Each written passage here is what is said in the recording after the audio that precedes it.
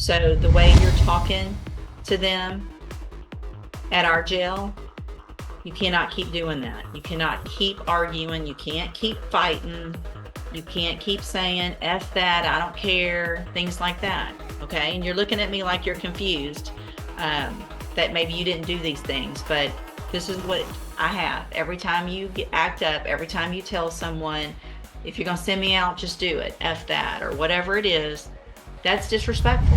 Mr. Lewis, you have Dakota Chapman.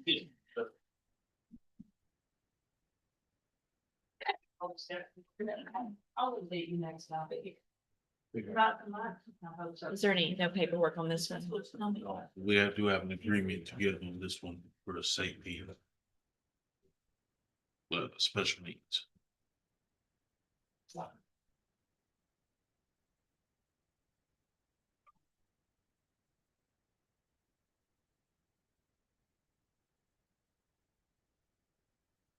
Good morning. Are you Dakota Chapman? Yes,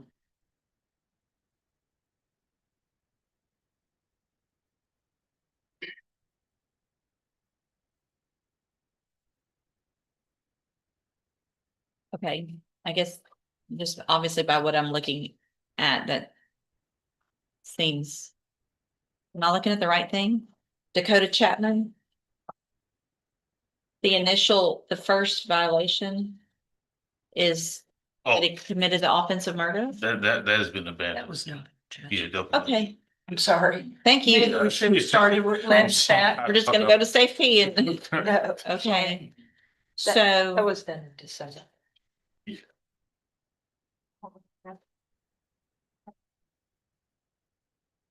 Here's.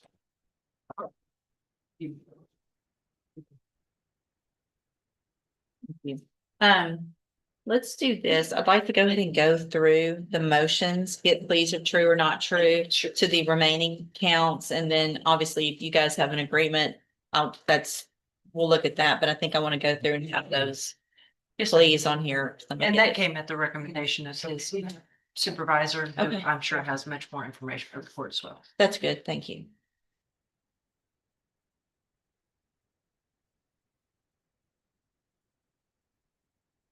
If you want to print this second, I'll just do the first one on here. All right. Will he waive the formal reading of the motion in each case? Mr. Chapman, in clause number 23, DCCR 1077, I have a motion to revoke your unadjudicated probation.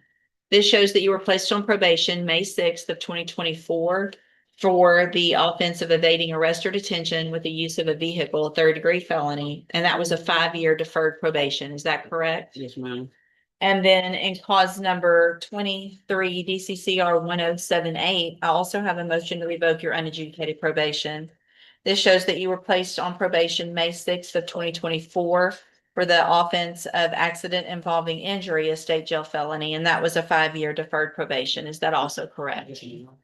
And so the state is going to abandon each case count 1, correct? Correct, Judge, based on the comments of the grand jury. So, Mr. Chapman, in each case, the motions allege you violated your probation. Count 2 in each case alleges that you failed to work faithfully at suitable employment and provide verification of that. And is that true or not true? Count 3 in each case alleges that you provided a urine sample March 12th of 2025 that tested positive for cocaine. Is that true or not true? Count 4 alleges that you provided a sample September 3rd of 2025 that tested positive for methamphetamines and amphetamines. Is that true? True. Count 5 in each case alleges that you admitted to your probation officer to using the illegal drug ecstasy December 3rd of 2025. Is that true or not true? I'm sorry. Count 6 alleges in each case that you were at a location other than your residence at approximately 1:53 a.m. December 21st of 2025. And is that true or not true? True. Count 7 in each case alleges that you failed to successfully complete the defensive driving course as ordered. Is that true or not true? True. Count 8 in each case alleges that you were behind in your court assessed fees. And is that true or not true? True. Did you enter your pleas of true in each case to counts 2 through 8 freely and voluntarily? And did you plead true to those counts because they're actually true? So it's my understanding, Mr. Chapman, that the recommendation is that I continue your probation and order you to enter and successfully complete the special needs safety. Is that your understanding? Yes. Is there any reason to get any type of pre-sentence report or update? Only at the court's discretion, Judge. The officer, Ms. Valier, has already prepared for the court the continuation and modification of that special condition if the court would like that to be signed off on today. Otherwise, I'm sure she'd be happy to do a quick update. If it's her recommendation, we'll just go ahead and go forward. I So think Ms. that was, I'm sorry to interrupt, I think that was done prior to count one that we see, which obviously caught everyone's attention and just took that immediately off the table. But Right. since that was no build, I think that's when she finds herself back in the same position. So, Mr. Chapman, you're getting your second chance today. Yes, ma'am. There's not going to be a third. Okay. You need to take advantage of this. I don't know what happened.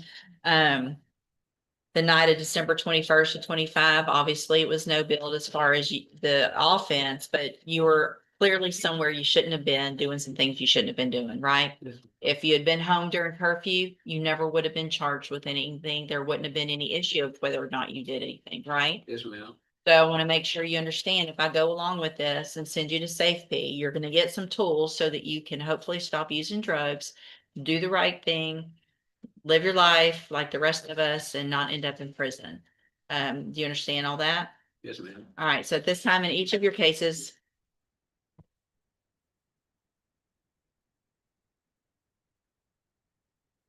I don't know how the court would feel about a extension, Judge, based on the age.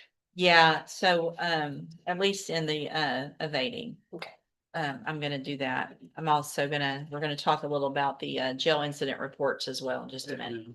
So I'm going to find in each of your cases that you entered your pleas of true to counts 2 through 8 freely and voluntarily. Find those counts true, find sufficient evidence in each of your cases to revoke your probation. But I'm going to go along with this agreement today, and I'm going to continue your probation in each of your cases. In clause number 23 DCCR 1077, I am going to extend your probation by 2 years. And I'm going to order in each of your cases that you enter and successfully complete SafeP. That obviously means going through the program in custody, but it means getting through the aftercare and everything else successfully. If you do all of that, then you're still on these deferred probations. You still don't have felony convictions on your record. This is, again, the opportunity of your lifetime right now for you to make the changes and do the right thing. If you don't, and you come back in here, then you are going to end up with 2 felony convictions, and you're going to end up going to TDC for up to 10 years in one case and state jail prison for up to 2 in that case. Do you understand? Yes, ma'am. Let me explain something else. I am also now making it a condition of your probation that you treat the staff and the correctional officers at our jail and at SafeP and wherever you are with respect, and you follow all of the rules when you're incarcerated. That means if I get another incident report before you get to state jail, before you get to SafeP, it's already a violation of your probation. They're going to let me know, and you're never even going to make it to SafeP. You're going to be right back in here and looking at going to prison. Do you understand? Yes, ma'am. So the way you're talking to them at our jail, you cannot keep doing that. You cannot keep arguing. You can't keep fighting. You can't keep saying, F that, I don't care, things like that. Okay. And you're looking at me like you're confused, that maybe you didn't do these things, but this is what I have. Every time you act up, every time you tell someone, if you're going to send me out, just do it, F that, or whatever it is, that's disrespectful. Yes, ma'am. All right. They're just trying to go there and do their job every day. Hopefully someday that's what you want to do. Get out of jail, go to work, and not have somebody treating you like this when you're at your job. Right? Yes, ma'am. All right. So you'll sign some paperwork today for SafeP, and I think that's it as far as adding the condition. So add 2 years in the one case and the condition with regard to being successful and not being disrespectful. Yes, Okay. ma'am. All right. Good luck to you. You can go back with the bailiff. Today, the judge could have revoked probation and moved this case much closer to prison. Instead, she extended supervision and handed out one final opportunity. That's judicial discretion at work.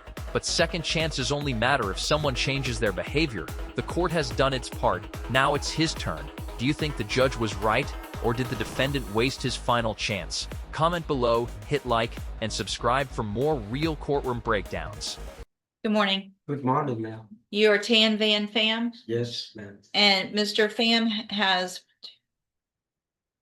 7 cases, all charged with theft of property with previous convictions.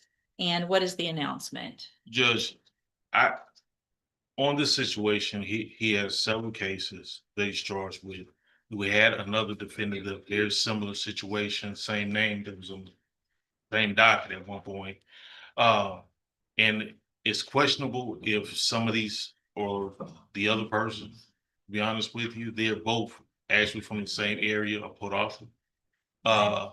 And so I'm trying to go through all the surveillance just to make sure who's who. Okay, So I would at least like. and it looks like some we've got 3 different kind of indictment Right. timeframes on these, so not. So, Mr. Pham, I'm going to reset your case one more time to give Mr. Lewis time to go through all of that. He'll be out there to visit with you, and we'll get an announcement at the next court date. Yes. All right, you can go back with the She bailiff. said she want to give me a network there. Yeah, we're getting reported. You don't know why they hold me here. I didn't do nothing. Well, Mr. Lewis will talk to you about that, okay? Okay, go back. All right, sir, you're trailing Hill? Yes, ma'am. And Mr. Hill, in cause number 24 DCCR 1500, you're charged with obstruction or retaliation, which is a 3rd-degree felony from June 2nd of 2024. What that means is that if you go to trial and you're found guilty, the range of punishment would be between 2 years and up to 10 years in prison. Do you understand? Yeah. And then in cause number 24 DCCR 1614, you're charged with a 2nd-degree felony offense of aggravated assault with a deadly weapon. That's from July 15th of 2024. And what that means in that case is that if you go to trial and you're found guilty, the range of punishment would be between 2 years and up to 20 years in prison. Do you understand? I was notified. I'm sorry. I was notified. Yes, ma'am. Okay, I just need to make sure you understand, just yes or no, okay? Yes, ma'am. Cause number 24 DCCR 1615, you're charged with aggravated robbery from July 15th of 2024. That's a 1st-degree felony offense, which means if you go to trial and you're found guilty, the range of punishment is between 5 years and up to 99 years or life. Do you understand? Yes, ma'am. And then finally, in cause number 25 DCCR 0436, you're charged with a 2nd-degree felony offense of burglary of a habitation from June 19th of 2024. That means that if you go to trial and you're found guilty, the range of punishment is between 2 years and up to 20 years. Do you understand? Yes, ma'am. In all of those cases, I have here on the tablet some documents that you've signed with Ms. Perazzo that shows that the district attorney's office has made offers if you wanted to enter pleas of guilty in your cases for a 15-year cap on the aggravated assault, aggravated robbery, and burglary of a habitation, with a dismissal in the obstruction or retaliation. So that means you would be leaving your punishment up to me in those 3 cases. And if I followed the agreement, I could not give you more than 15 years. I can give you 15 years. I can give you less. It would depend on information that was brought to me at a sentencing hearing. You have every right to reject that and have your cases go to trial and let a jury decide if you're guilty or not and what your punishment is if they find you guilty. Okay. Is that what you want to do? Do you want to reject those offers and have a jury decide? I'd rather reject the offer because I feel like it would be a better choice for me in the process. Okay. Today. So what I'll do is get your cases set very quickly for trial. Yes, ma'am. Mr. Nichols, what is the state's position with regard to which case or cases would be? I expected to proceed on the ag robbery, Your Honor. It's the same incident as the aggravated assault. I may join them. Okay, But but so, I tend to go forward on that case first. all right, ag robbery, possibly the same one. for the And I same- know that with the age of these cases, even on its first setting, it should expect to be breached, Your Honor. So we'll be Yes. ready for trial. Okay, perfect. Same thing. Obviously, I've asked Ms. Perazzo to get up to speed very quickly on these. Yes. That first trial setting is likely to be it going. So we need to get these taken care of and Mr. Hill either out of jail or on his way somewhere else. Yes, ma'am. All right, okay, we'll set them for trial. You can go back with the bailiff. Thank you, Your Honor. Mr. Hill, wait, real quick before you, I do also want to make sure you understand that after today, I will not accept these agreements. So we'll put your case on the trial docket. We'll get it tried very quickly, but you're not going to come back in later and change your mind unless it's to something different than what the offer is today. Do you understand? Yes, ma'am. I'm trying to get, after paying Mr. Burbank that much money, I was hoping I could have got a better offer in the process. Well, this is what the offer is. The offer is not going to change. So I want to make sure you understand that holding out till trial or anything like that is not going to get you a better offer. Yeah, This is what the offer is. I'm not going to accept it after today. You understand? 21 hearings, yeah. All right, go back with the bailiff.